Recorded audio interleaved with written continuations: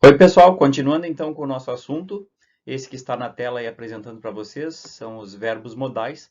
No vídeo anterior eu já apresentei para vocês os verbos modais e suas possibilidades de uso, e nesse vídeo a gente vai ser um pouquinho mais específico. Eu vou limitar a quantidade, nós vamos tratar especificamente desses quatro que estão aparecendo aí, que é o can com a sua forma negativa can't, ou could com sua forma negativa couldn't, para tratar especificamente da situação da capacidade, ser capaz de, ou incapacidade, não ser capaz de. Tá, uma pequena retomada então antes. Nós já vimos então que os verbos modais eles são usados como auxiliares, ou seja, eles auxiliam um outro verbo, né, para completar ou mudar o sentido desse verbo, o verbo principal. Tá? E eles têm tradução, só que essa tradução varia de significado conforme a ideia que eles expressam. Então, isso eu já tinha explicado para vocês no vídeo anterior, agora nós vamos ver então da situação, né, a ideia que eles vão expressar tratando de capacidade ou incapacidade.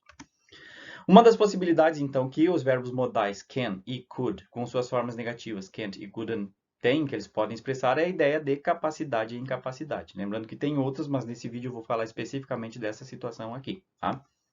Como é que elas funcionam, então, nessas situações?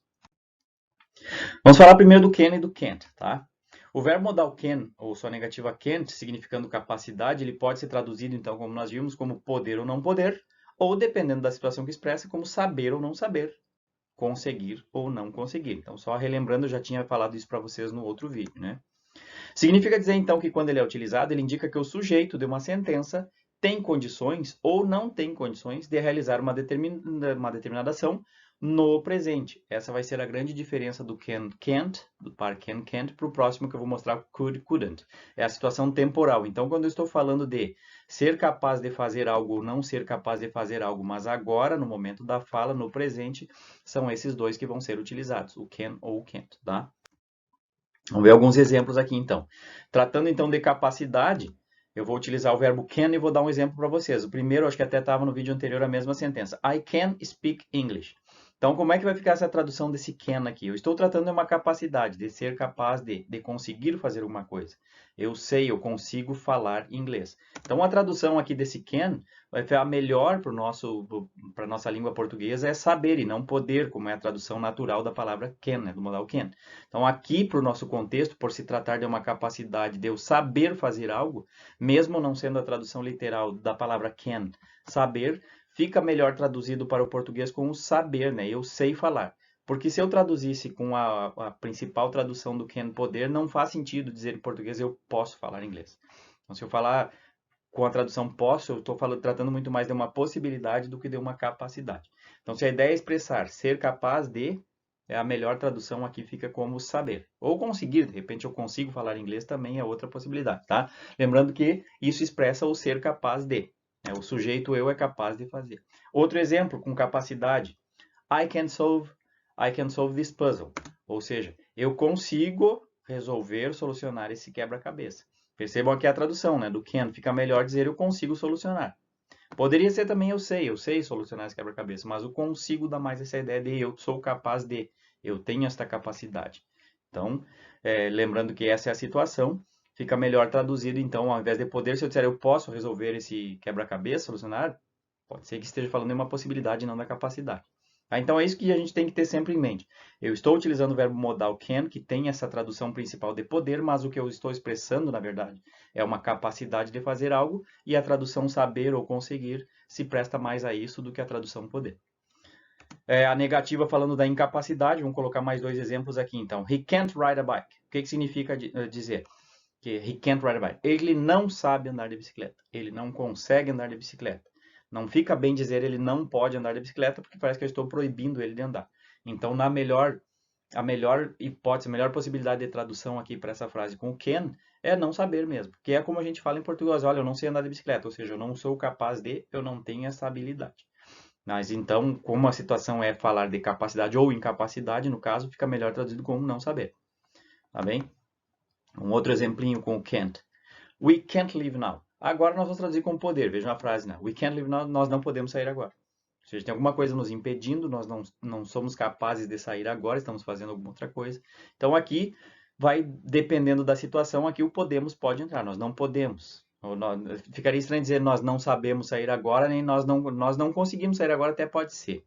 Tá? Então tudo vai depender da situação que eu quero expressar E essa tradução principal aqui vai variar. Então lembre-se sempre, o mais importante é pensar na situação que eu estou expressando com o verbo modal e não na tradução pura e simples. O próprio verbo can mesmo, nós vamos ver nos próximos vídeos, ele pode falar de outras situações. No vídeo anterior eu já coloquei alguns exemplinhos lá, se vocês lembrarem.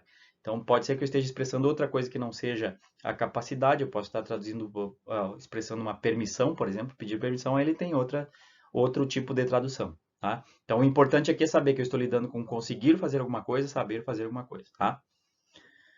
Vamos adiante, então.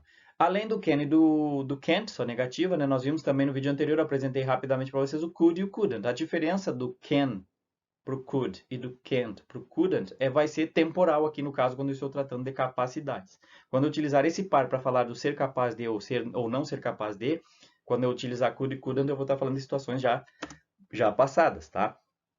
Ele pode ser traduzido como, significando capacidade, pode ser traduzido como sabia ou não sabia, então, ou dependendo da situação, conseguia ou não conseguia. O importante é que, quando eu utilizo ele nessa situação, indica que o sujeito da sentença tinha condições ou não tinha condições de realizar uma determinada ação no passado.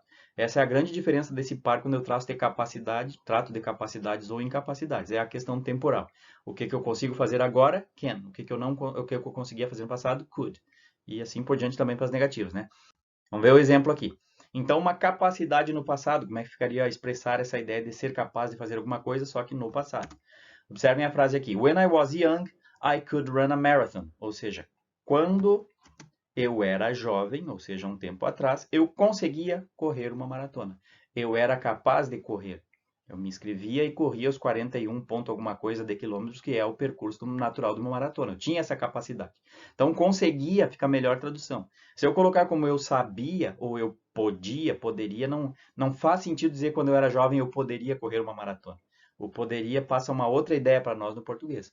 Então, como eu estou tratando de uma situação, de uma capacidade aqui, o could no passado, expressando essa ser capaz de fazer algo, a melhor tradução para nós seria o conseguir. Quando eu era jovem, eu conseguia correr uma maratona. Eu era capaz de, conseguia nesse sentido. Uma incapacidade no passado.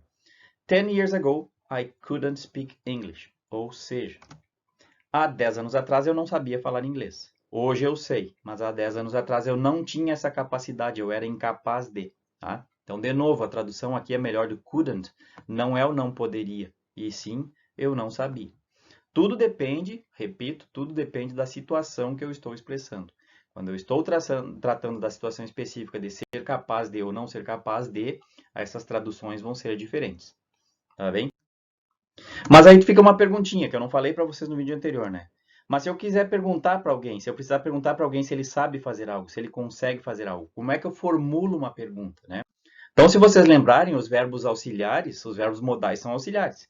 Então, na formulação de uma sentença interrogativa, eu vou obedecer à regra das sentenças interrogativas dos verbos auxiliares, que é posicionar o verbo modal na frente do sujeito. Como nós vimos lá nos estudos anteriores do último semestre, que eu usava o do e o does, né? Do you, does he, does she. Agora, dependendo do verbo modal, que é o can ou could, eu apenas coloco ele na frente. Claro que aqui para a situação, como eu estou perguntando de capacidade, normalmente eu pergunto sobre o presente. Pode ser que eu formule pode ser passado um questionamento no passado também, mas o principal é perguntar se você consegue fazer tal coisa. Basicamente, estou falando aqui, estou perguntando para uma pessoa, você consegue fazer alguma coisa? Vamos ver o exemplinho aqui. Eu não estou falando que eu sou capaz, eu estou perguntando se você é capaz, se você consegue. Então, can you speak English? O que eu estou perguntando aqui? Você sabe falar inglês? Então, eu estou perguntando se você tem essa capacidade. O que aconteceu, então, aqui na formulação da pergunta, né? Eu tenho o sujeito e eu tenho o verbo principal, que é o falar, e o verbo auxiliar, modal auxiliar can, na posição anterior ao sujeito. Então, ele, na formulação aqui da interrogativa, fica nessa estrutura. Tá? Can you? Can I? Can he? Can we? Assim por diante. Tá? Depende do que eu quero perguntar. E aqui, no caso, é perguntar sobre a capacidade de falar. Tá, gente? Então, aqui eu encerro esse vídeo. Ele é bem curtinho mesmo, até porque vocês já tinham, de certa forma, algumas dessas informações no vídeo anterior, só que lá estava muito acumulado, com muitos exemplos. Esse vídeo é só para relembrar o que eu falei no primeiro vídeo e para dar um pouquinho mais de detalhes. Os exercícios que eu vou pedir para vocês fazerem nessa etapa vão ser específicos a respeito desses vídeos menores. Então, o primeiro formulário que vocês vão responder vai ser a respeito dessa situação aqui, expressando capacidade ou incapacidade no presente ou no passado. Tá bem? Então vou encerrar por aqui. Tchau, tchau, até a próxima.